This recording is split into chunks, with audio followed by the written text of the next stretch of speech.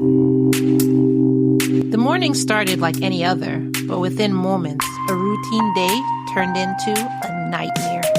A mother watching TV had her infant son ripped from her arms. What happens next is something no one could have imagined.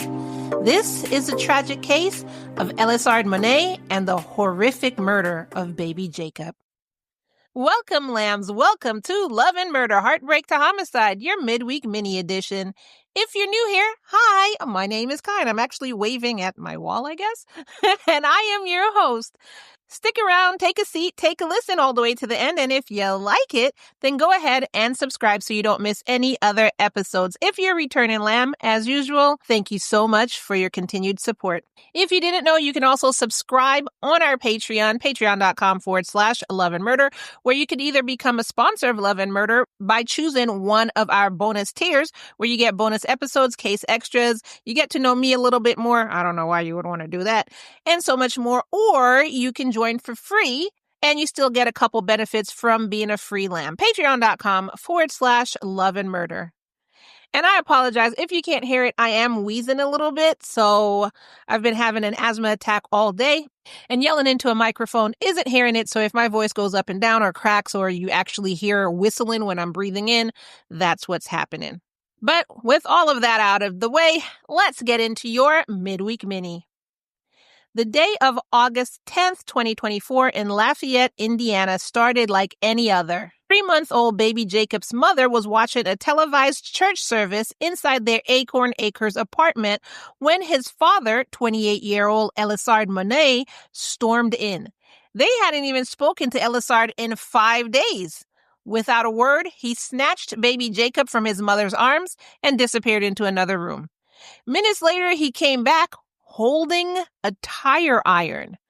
Before she could react, he started hitting her repeatedly in the head, causing severe injuries, including a fractured skull and multiple lacerations. However, despite her injuries, she still managed to escape and drove herself to the hospital. Now I know what you're thinking. What about the baby? Why'd you leave the baby with that crazy man? Have you ever hit your head really, really hard? I am very clumsy, and I've hit my head so hard I have tasted metal before. When that happens, you're kind of not thinking, you might be in a daze or whatever, especially if she has a fractured skull. She might be in shock. You don't think clearly, or she might not think the baby is in danger around him. Maybe she just thought only she was in danger. So again, don't judge her. You've never been in this situation. When police arrived at the hospital, the mother told police that she had no idea where the baby was. Because what happened was she told the cops what was happening, so they asked her where the baby was, and she said, you know what, I don't know. This launched an urgent silver alert, classifying Jacob as, quote, abducted and in extreme danger. After receiving the hospital's alert, Lafayette Police Department rushed to the couple's house, which was on the 1000 block of Archway Drive, which is actually an apartment, not a house. At the scene, investigators discovered evidence linking to both the assault and the baby's disappearance. The police team secured the area and initiated a broader search operation, specifically focusing on locations where Eliasard might have taken baby Jacob. After leaving the scene of the crime, Eliasard had driven south towards Indianapolis. Officers found him in Indianapolis the next day on the northeast side of the city. When confronted, he denied knowing anything about where baby Jacob was. Meanwhile, he admitted to attacking his wife and said that he hoped she died from her injuries. What a douchebag. Now, when they brought Eliasard in for questioning, he maintained his ignorance, like, I don't know where the baby is. I have no idea where Jacob. Jacob who? I don't know who you're talking about. He would not tell them anything. So police said, okay, scumbag, remain quiet, and transported him back to Tippecanoe County. And in the meantime, investigators ramped up their search efforts for baby Jacob. The Wisconsin Department of Natural Resources started a water-based search, going in the water in depths from 5 feet to 6 feet. Then, alongside the DNR team, the U.S. Coast Guard Ice Search and Rescue Team joined in. Then the Wisconsin National Guard provided aerial support, also with helicopter surveillance. Then they brought in the canine unit and drones, so they're scanning this whole site for any signs of baby Jacob. Local fire departments, volunteer organization, and multiple other law enforcement agencies got in on the search. This included the Two Rivers Fire Department, Manitowoc Police Department, Wisconsin Crime Alert Network, Department of Justice Division of Criminal Investigation, Wisconsin Canine SOS Search and Rescue, and Brown County Sheriff Office. So literally everybody. At one point in time, they ended up finding some items that belonged to baby Jacob that was in the water, and so they coordinated a search interest in that area where the baby stuff was found. They also issued multiple missing and endangered alerts to try and get the public in on it as well, and search teams worked through the night, just trying desperately to find this missing baby. Remember, he's only 3 months old. While they're doing this, investigators went through security footage of anywhere that Eliasard might have been, and they got a hit. From a local store at 6:54 p.m., they saw that Eliasard was alone. He did not have baby Jacob with him. Eliasard had actually said earlier that he did have baby Jacob, but he only had him between 6:40 p.m. and 7:50 p.m. Well, they saw him at 6:54 p.m. and no baby Jacob was with him. This particular surveillance showed him at the self-checkout register, and from all angles of the store, they did not see baby Jacob with him. So, based on what he was telling police and based on when the mother came into the hospital, investigators figured out that baby Jacob was supposed to be in Eliasard's care for like 3 hours. So they brought this information over to Eliasard, like, okay, you were at the store. We saw you at 6:54. The baby was nowhere with you. And once again, he clammed up. He had nothing to say. Then several witnesses spoke to investigators and told them of unusual movements around the apartment's waste disposal area within the time frame when Jacob disappeared. So police went to the video surveillance system throughout the apartment complex and saw Eliasard entering the building with Jacob at one point in time, but when he was walking around, leaving and coming back and all of this stuff, after that one time, he didn't have Jacob anymore. So when investigators presented this information to him, he still shut his mouth. But my thing is, you had a lot to say about your wife. You were saying it with your whole chest. I hope she dies. You were saying all that with your whole chest, but not about your child. And you don't want to say where your child is, you freaking bum. Everything else was okay, but not that. So because of this new information, the investigation centered on the family's apartment complex. And at approximately 4:55 a.m. on Sunday, officers made a sad discovery. An orange bucket filled with liquid laundry detergent that was placed beside the kitchen trash can contained Jacob's body. The funny thing is, officers had previously searched the apartment, and they did see the orange bucket, but they had overlooked it because it was a sealed container, so they didn't think anything of it. Autopsy reports determined that the thick liquid laundry detergent inside the sealed bucket made breathing impossible for the infant. The forensic investigation showed that the detergent's viscosity caused either smothering or drowning. So basically what that's saying is the liquid was thick, the lid on the bucket was providing no escape, and the infant drowned. But literally, it was only a 3-month-old, so it doesn't matter if you had the bucket open or closed, the infant was going to drown. The infant can't hold itself up. This bastard just went the extra frickin' step of covering the frickin' bucket. That's what he did. The extra diabolical step of covering the bucket containing liquid detergent and his 3-month. This is a man that doesn't really need to go to prison. He needs to get a bucket of liquid detergent, an orange bucket. I even know where to get it. I know where to get an orange bucket filled with liquid detergent and beat him down with it. That's what he needs. I'm not telling y'all to go and do this. That is not the point. I'm just saying, the anger. This is what you did to your baby. And the slow, agonizing, okay, not gonna let it sink in. Not gonna let it sink in. Not gonna let it sink in. Okay. All right, I'm good. Woo! I was starting to get sad. I was starting to getting ready to cry. I was getting angry because I was thinking about that baby, but for me to be able to continue, if you're new here, then this is the first time you're hearing this. If you're a lamb that's been here before, then you already know I have to keep my mental healthing. If I really, really delve deep into, how people are dying, if I really think about it and let it sink in, I won't be able to continue this podcast. I wouldn't be able to continue this podcast. I have an episode that I ended up crying on air. I don't even remember. I think that was in season 3. I ended up crying on air because it was just too much. That was before I learned not to let it sink in and how not to let it sink in. And it was really getting to me, this job. But anyways, so trust me, I'm not taking this lightly. If I allow it to, I would be sitting here blubbering. But again, I wouldn't be able to do my job. I wouldn't be able to do this podcast anymore. I wouldn't be able to get baby Jacob's story out there, which is the main thing. I love when people leave me comments talking about, they're just trying to profit off of this.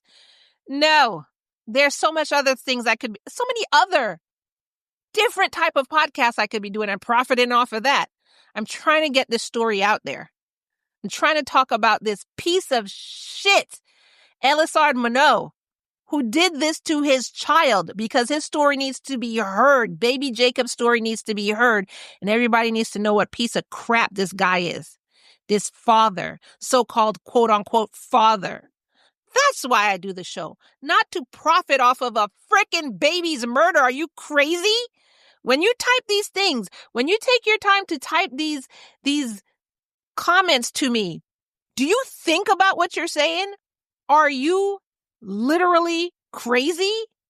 Anyways, but I go through a process so I don't let it sink in, so I can keep my mental health up there, so I could talk about the story of the person who's not here to tell their story, and so I could teach people who are possibly going through, and they might be a hair's breadth away from making the same mistake, and maybe somebody was passing by them and they heard my loud voice yelling, "Don't do it!" and it stopped them. To teach people there are different ways. This is why I do the podcast. And this is why I need to keep my mental health in tip-top shape. So all that to say, don't think because I was like, don't let it sink in, don't let it sink in. Don't think I'm taking it lightly. I'm not. But I have to keep my mental health at a certain area for me to continue on with this podcast. Anyways, the coroner's examination determined asphyxia as the prime cause of death, and investigators classified the manner of death as homicide. Now, talking about detergents, research indicates that detergents rank among the most hazardous items for infants, with chemical burns and internal injuries being common risks. Medical experts emphasize that even small amounts of these substances pose serious threats to young children. So basically, please put detergent high away from children. Don't be like, I have a child lock. I have a this lock. Children are MacGyvers. They gonna get into anything. It's a child lock to us. Basically, it's an adult lock, but to them, they'll figure it out. You need to keep it high enough away from them, or literally just teach them don't touch. Because I didn't have that problem with my daughter. I taught her, no, this is not for you. Not that I had it where she could reach, but at the same time, she had to learn the word no, and don't go there, and consequences if you go there. You are going to get in trouble. No. So as parents, I know we don't like to discipline our children, and I'm not saying beat the crap out of them or anything. There are different forms of discipline, but we need to be disciplined with ourselves in order to discipline our children. So you teach them that they don't touch these things. You teach them that it's dangerous, and you teach them if they do ignore you and touch it, there will be consequences. So basically, keep it out of your children's reach and teach them this is not something to play with. Because check this out. The forensic team's findings aligned with patterns seen in other cases involving household items turned deadly. Studies show that between 1990 and 2015, over 17,000 children under 6 years old suffered injuries from common household items. That's why I'm saying teach them and keep it out of their reach. Anyway, Eliasard was charged with first-degree murder, attempted murder, battery with a deadly weapon, and criminal confinement. Judge Sarah Wyatt presided over the initial hearing, where language barriers emerged and caused a significant challenge. A court-appointed Haitian Creole translator was brought in to go through the proceedings. Through the translator, Judge Wyatt carefully explained the charges, ensuring that Eliasard understood each legal point presented. Now, although Eliasard acknowledged hearing the charges, his response through the translator went as follows, quote, "Indeed, I heard everything that you say and I understand, but when it comes to killing people, I don't know about it," end quote. That's what he had to say. So literally he was saying, "Not guilty, Your Honor." Frickin' douchebag. Frickin' douchebag. The judge addressed potential comprehension issues directly, asking Eliasard, quote, "Would it be fair to say that you understand what I have read to you, but you disagree with some or all of the charges?" End quote. His response, of course through the translator, maintained his, "Oh." He just, basically, he's claiming ignorance. Legal experts say that claims of ignorance rarely succeed as a defense strategy in criminal cases. The criminal justice system operates on the principle that basic social norms, such as prohibitions against murder, are universally understood regardless of language barriers. Because you understand murder bad. You guilty? Not guilty. And I'm saying that because I'm saying it like that, not that I'm mocking anybody who speaks another language. I'm just saying, if you even use just one word, leave out all the conjunctions and adjectives and everything like that, and you could literally say, like, murder bad in a language. Guilty, not guilty. They understand exactly what you're saying. You don't have to speak the language fluently for them to understand. You know what you're here for. You know what you did. Did you do it or did you not? Are you guilty or are you not guilty? Now, that's why I was saying it like that, not that I was making fun of anybody who speaks a different language. That's why they're saying this is universally understood regardless of language barriers. So you can sit there trying to, I don't understand angle, but you have a translator there. You understood exactly what was being said. You understood why you were arrested. And if it even wasn't for baby Jacob, you douchebag, you beat that woman in the head with a freaking tire iron. You know exactly why you're there. Don't play the I don't understand bullshit, because you understand.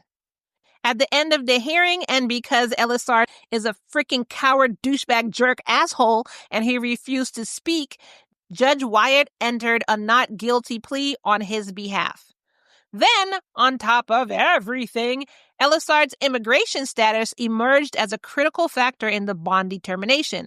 The prosecution emphasized potential flight risk concerns, citing his limited ties to the Lafayette community. Judge Wyatt then ordered Eliasard held without bond. The defense team filed a motion requesting a comprehensive mental assessment. 2 independent psychiatrists will conduct separate evaluations to determine Eliasard's competency. The Superior Court established protocols for these assessments, saying medical and criminal history records must be submitted within 3 days. A competency hearing date will be set after evaluations, and the defendant may select one evaluating doctor. Bullshit! He can't select crap. Well, you know what? To keep it fair. Okay. I take that back. To keep it fair, yes, he would select a doctor. Because if it's just the court selecting the doctor, the prosecution selecting the doctor, he can come back and appeal that and say, well, how do I know their doctor's credential? Yeah. So I take it back. Yes, he can select one evaluating doctor. The prosecution presented evidence of Eliasard's violent behavior, citing his statement about wanting his wife to die from her injuries. They also stated that Eliasard placed his son in the container after forcibly taking him from his mother's arms. So that's how long that poor baby was in the bucket? From since he came in and snatched her, and then he put the baby in the bucket, and then he came back and started beating her in the head? Oh my God. Alongside domestic battery charges, prosecutors highlighted multiple aggravating factors, such as battery resulted in serious bodily injury, use of a deadly weapon, and violence committed in presence of a child under 16. Judge Wyatt issued a strict no-contact order requiring Eliasard to sign documentation acknowledging these restrictions before he tries to use the "I didn't understand the language" defense. You had a translator. You have no excuses.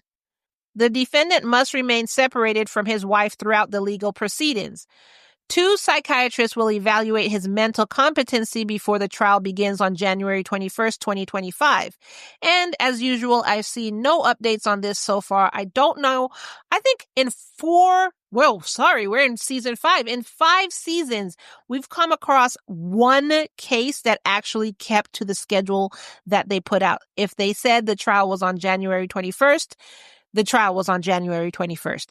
And that was only one case in 5 seasons that I've seen that happen. So I will keep you in the loop when new information comes out. And if convicted, he faces 45 to 65 years for just the murder alone, plus additional years for the attempted murder and the battery charges. And now I just want to remind you that this case isn't about the legal arguments. It's not about even my podcast. It's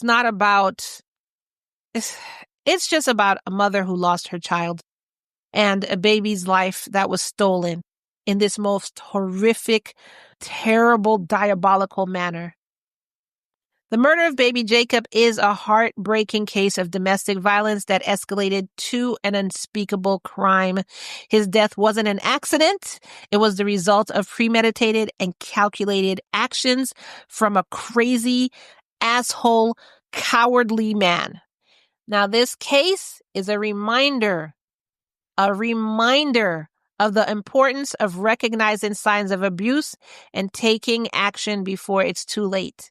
If you or someone you know is experiencing domestic violence, please, please, please seek help. I know you can't always just get up and leave, but you could at least talk to somebody in some form or fashion. You can call the National Domestic Violence Hotline at 1-800-799-7233. You can go to thehotline.org. You can speak to a friend. You can speak to a family members. And with the 800 number that I gave you, 800-799-7233, all calls are toll-free and confidential. And the hotline is available 24/7 in more than 170 languages. No one, not even you, should suffer in silence. And that is the case of the murder of baby Jacob. What did you think about that? You heard all my rants. You heard everything I had to say. I want to hear what you have to say and share them with me in the comments below. Now, if you were a Lamb Patreon, then you got to hear my mom's language, which I spoke on the episode, but I left it only in for the Lamb Patreons. It actually was my first language. Believe it or not, English is my second language. My first language is actually a French-based language, so you got to hear that if you were a Lamb Patreon. On whatever tier, it's shared on all tiers.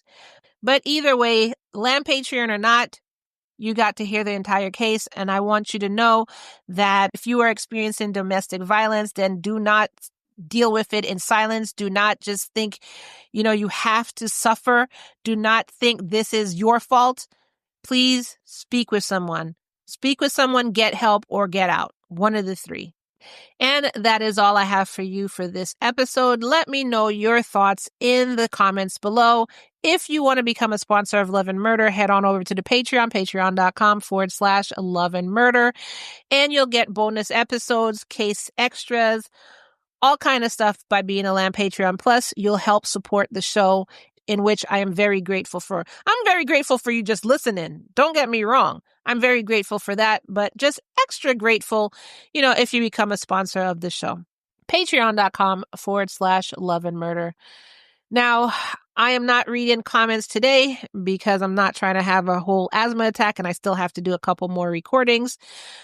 So we'll get into comments at another time, but keep sending in your comments. As you know, I do read them in future episodes. Thanks for listening. Thanks for your continued support. Thanks for being a lamb. And I will see you in the next episode. Bye.